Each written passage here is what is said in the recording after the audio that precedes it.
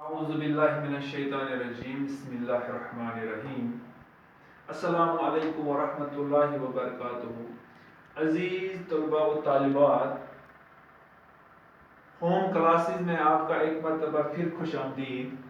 پیارے بچوں، اس سے کہ پہلے ویڈیو کلاس میں ہمارا موضوع انسان کامل تھا 9ویں جماعت سے، تو آج کا بھی ہمارا موضوع یہی انسان کامل ہے، کیونکہ اس ویڈیو کلاس میں ابھی ہمارا موضوع مکمل نہیں ہوا تھا، تو آج انشاءاللہ مکمل کرنے کی کوشش کریں گے۔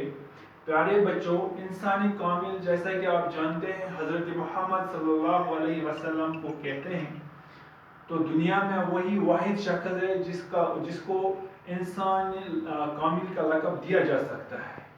تو پیارے بچوں، ہم نے پڑھا حضرت محمد صلی اللہ علیہ وسلم کے والدین بچپن میں ہی انتقال کر جاتے ہیں، اور اس کے بعد ان کے دادا ان کی سرپرستی کرتے ہیں، لیکن 2 سال کے بعد دادا کا بھی انتقال ہو جاتا ہے، لہذا حضرت محمد صلی اللہ علیہ وسلم کی جو بچپن کی زندگی جو تھی مشکلات میں گزری۔ اس کے بعد پیارے بچوں، حضرت محمد صلی اللہ علیہ وسلم کی سرپرستی کی ذمہ داری ان کے ایک پیارے چچا ابو طالب پر پڑ جاتی ہے۔ تو ابو طالب پیشے سے ایک تاجر تھے، تجارت کے سلسلے میں وہ مختلف ملکوں میں جاتے تھے، لہذا انہوں نے اپنے اس چہیتے بھتیجے حضرت محمد صلی اللہ علیہ وسلم کو بھی اپنے ساتھ مختلف ملکوں میں تجارت کے سلسلے میں لیا۔ پیارے بچوں، آپ اپنی درسی کتاب صفحہ نمبر 12 دیکھیے اور غور سے سنیے۔ میں آج اس کا ہمارا ادھورا یہ موضوع رہا تھا، آگے پڑھیں گے۔ غور سے دیکھیے پیارے بچوں، لیکن یہ زمانہ تیاری کا تھا، سیرت کے نقوش کو تربیت دینے اور اجاگر کرنے کا تھا، دنیا کو دیکھنے اور انسانوں کے برتنے کا تھا، ابھی اعلان کا پیغام پہنچانے کا وقت نہیں آیا تھا، اس لیے انہوں نے تجارت کا شغل اختیار کیا، جس میں مفید تجربے حاصل ہو سکتے تھے۔ ان کے پاس دولت نہ تھی، لیکن نوجوانی ہی میں ان کی دیانت، امانت اور سمجھداری کا شہرہ پھیل چکا تھا۔ اس شہرت سے متاثر ہو کر عرب کی ایک شریف اور بیوہ خاتون نے اپنی تجارت کا انتظام ان کے سپرد کر دیا، اور اس فرض کو انہوں نے ایسی ایمانداری، سلیقے اور کامیابی کے ساتھ انجام دیا کہ اس محترم خاتون بی بی خدیجہ رضی اللہ تعالی عنہا نے اپنی طرف سے شادی کی خواہش ظاہر کی، اور یہ مبارک رشتہ آئندہ 25 برس یعنی ان کے انتقال تک قائم رہا۔ اس طرح انہیں خاندانی زندگی کے آداب اور شرافتوں کو برتنے اور دنیا کے سامنے ان کی عملی مثال پیش کرنے کا موقع حاصل ہوا۔ اس وقت ان کی کیا پوزیشن تھی؟ انہوں نے دنیاوی زندگی کے مختلف پہلو دیکھ لیے تھے، کاروبار کا تجربہ حاصل کیا تھا، اپنی شرافت، دیانت، مروت، انسان دوستی، ہمدردی کی بدولت لوگوں کے دلوں میں گھر کر لیا تھا۔ ان کی ساری زندگی ان کی نظروں کے سامنے گزری تھی، اور انہوں نے اس میں کوئی کمزوری، کوئی جول نہیں دیکھا تھا۔ اس لیے دوستوں اور دشمنوں، مخالفوں، سب نے انہیں اتفاق رائے کے ساتھ صادق اور امین کا خطاب دیا تھا۔ وہ ان کی سچائی کے قائل تھے اور ان کی سیرت و کردار کی بلندی کے گواہ۔ اہل وطن کو اس نوجوان سے بہت سی امیدیں تھیں، وہ اس سے اپنا قائد اور لیڈر ماننے کو تیار تھے۔ ان کے پاس اس وقت کیا کچھ نہ تھا؟ عزت، نیک نامی، دولت، خاندانی زندگی کی آسائشیں اور آرام کی زندگی گزارنے کی توقع۔ بے شک یہ سب چیزیں تھیں، ایک معنی میں آرام ہی نصیب تھا، لیکن اطمینان نہ تھا۔ اطمینان تو دل کی تسکین اور روح کی مسرت سے حاصل ہوتا ہے۔ جس کا سرچشمہ ذاتی فراغت نہیں بلکہ معرفت الہی اور خدمت خلق ہے۔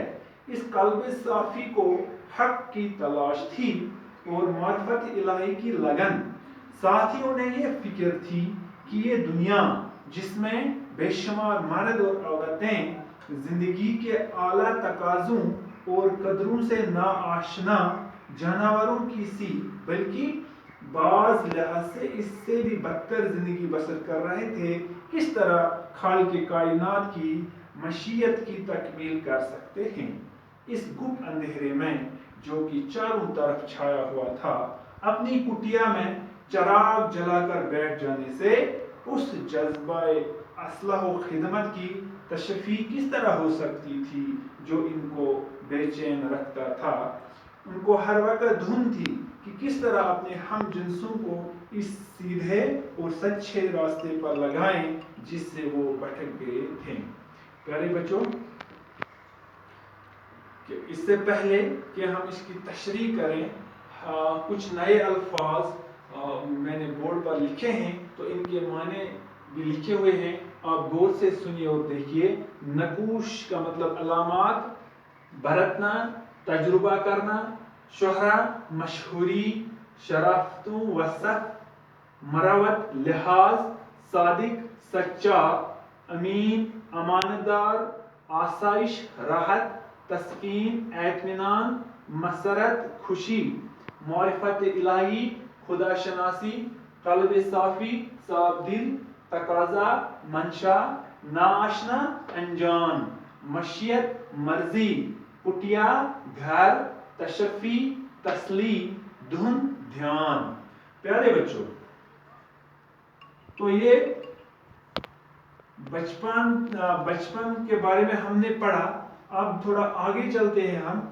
جب حضور پاک صلی اللہ علیہ وسلم 22 سال کے ہوئے تو یہ زمانہ جو تھا یہ دنیا کو دیکھنے بہانے کا تھا کہ لوگ کس طرح دنیا میں زندگی گزار رہے ہیں، تو یہ زمانے تیاری کا تھا، کیونکہ اللہ آگے اس سے ایک بہت بڑا کام لینے والے تھے حضرت محمد صلی اللہ علیہ وسلم سے، کہ انسانوں کی اصلاح، انسانوں کو صحیح راستہ، انسانوں کو نیکی کا راستہ جو دکھانا تھا اللہ کو، وہ انہی کے ذریعے حضرت محمد صلی اللہ علیہ وسلم کے ذریعے سے دکھانا تھا۔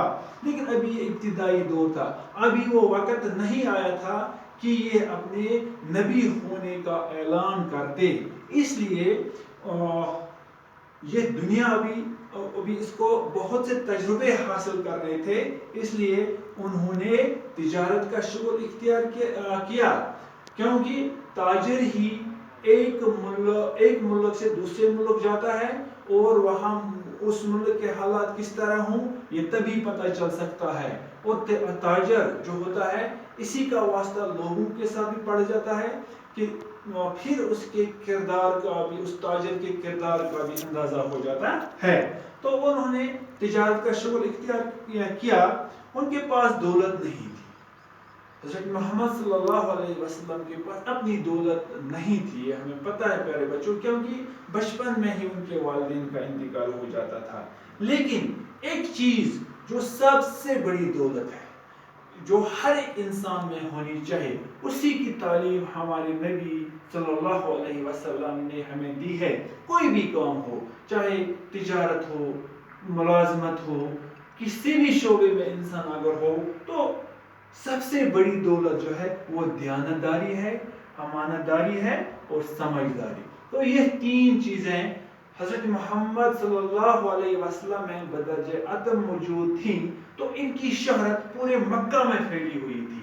حضور پاک صلی اللہ علیہ وسلم کی تین خوبیاں یعنی امانتداری، سچائی، سمجھداری، دیانتداری کا شہرہ پورے مکہ میں پھیلا ہوا تھا۔ اس شہرت سے متاثر ہو کر عرب کی ایک شریف پاک باز خاتون لیکن بیوہ تھی، نے اپنی تجارت کا سارا انتظام حضرت محمد صلی اللہ علیہ وسلم کو کے سپرد کر دیا، اور اس فرض کو حضرت محمد صلی اللہ علیہ وسلم نے ایسی ایمانداری، سلیقے اور کامیابی کے ساتھ انجام دیا. یعنی ان کی دیانتداری دیکھ کر، ان کی سمجھداری دیکھ کر، ان کی عام امانت داری دیکھ کر حضرت خدیجہ رضی اللہ تعالی عنہا نے حضرت محمد صلی اللہ علیہ وسلم کو شادی کا پیغام بھیجا. یعنی حضرت خدیجہ رضی اللہ تعالی عنہا نے شادی کی خواہش ظاہر کی. پیارے بچوں، اس وقت حضرت خدیجہ رضی اللہ تعالی عنہا کی عمر مبارک 40 سال کی تھی اور حضرت محمد صلی اللہ علیہ وسلم کی عمر مبارک 25 سال کی تھی. تو باقی پھر 25 سالوں تک حضرت خدیجہ رضی اللہ تعالی عنہا حضرت محمد صلی اللہ علیہ وسلم کے ساتھ رہتی ہے. 25 سال کے بعد ان کا انتقال ہو جاتا ہے. اس طرح انہوں نے خاندانی زندگی کے آداب، اب انہوں نے لوگوں کے سامنے ایک نمونہ کہ کس طرح سے اپنے اہل و عیال کے ساتھ پیش آنا ہے، یہ سبق ہمیں دے دیا اور دنیا کے سامنے ان کی عملی مثال پیش کرنے کا موقع حاصل ہوا. تو اس کے بعد اس وقت ان کی کیا پوزیشن تھی؟ اب وہ تجارت کے ساتھ وابستہ تھے، انہوں نے دنیاوی زندگی کے مختلف پہلو دیکھ لیے تھے، کاروبار کا تجربہ حاصل کیا تھا. اپنی شرافت، دیانت، مروت یعنی لحاظ، انسان دوستی، ہمدردی کرنا، کہ ان چیزوں کی بدولت لوگوں میں بہت ہی مشہور ہوئے تھے حضرت محمد صلی اللہ علیہ وسلم. تو ان کی ساری زندگی ان کی نظروں کے سامنے گزری تھی. یعنی پھر انہوں نے اس کی زندگی میں کوئی کمزوری نہیں دیکھی، کوئی جھول نہیں دیکھا. اس لیے دوستوں، چاہے دوست تھے، چاہے دشمن تھے یا مخالف تھے، انہوں نے اتفاقی رائے سے حضرت محمد صلی اللہ علیہ وسلم کا لقب صادق اور امین دیا تھا. یعنی صادق کا مطلب سچا، یعنی وہ سچا، ہمیشہ سچ بولتے تھے، اور امین ہمیشہ امانت دار. جو بھی آدمی تھا ان کے پاس امانت رکھتے تھے وہ انہیں واپس کرتے تھے. ان کی امانت داری کا شہرہ پورے مکہ میں پھیلا ہوا تھا. لہذا جو بھی لوگ تھے، چاہے ان کے مخالف تھے، چاہے ان کے دوست تھے، تو سب پیار سے انہیں کس لقب سے پکارتے تھے پیارے بچوں؟ صادق اور امین. صادق اور امین. وہ ان کی سچائی کے قائل تھے اور ان کی سیرت و کردار کی بلندی کے گواہ. اہل وطن کو اس نوجوان سے بہت سی امیدیں تھیں.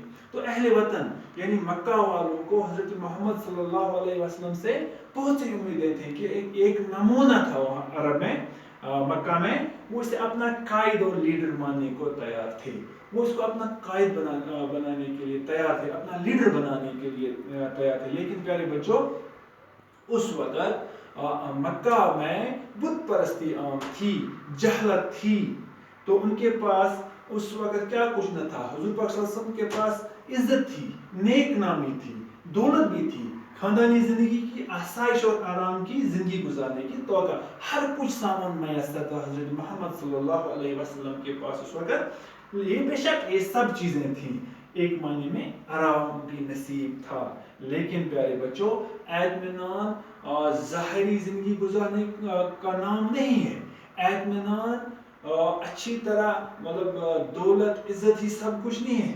اطمینان کس کو کہتے ہیں؟ اطمینان کہتے ہیں دل کی تسکین. جب دل مطمئن ہو تب اطمینان ہوتا ہے، اور روح کی مسرت تبھی حاصل ہوتی ہے جب دل مطمئن ہو. تو جس کا اب مطمئن قلب، دل کا مطمئن ہوتا ہے، یہ ان ظاہری چیزوں سے مطمئن نہیں ہوتا. پھر یہ معرفت الہی یعنی خدا شناسی، خدا کو پہچانا، اپنے مالک اور خالق کو پہچانا، اس سے دل کو اطمینان ہوتا ہے. یعنی اپنے خالق، اپنے پیدا کرنے والے کو پہچانا، اور خدمت خلق، یہ دو چیزیں انسان کے اندر ضروری ہونی چاہیے.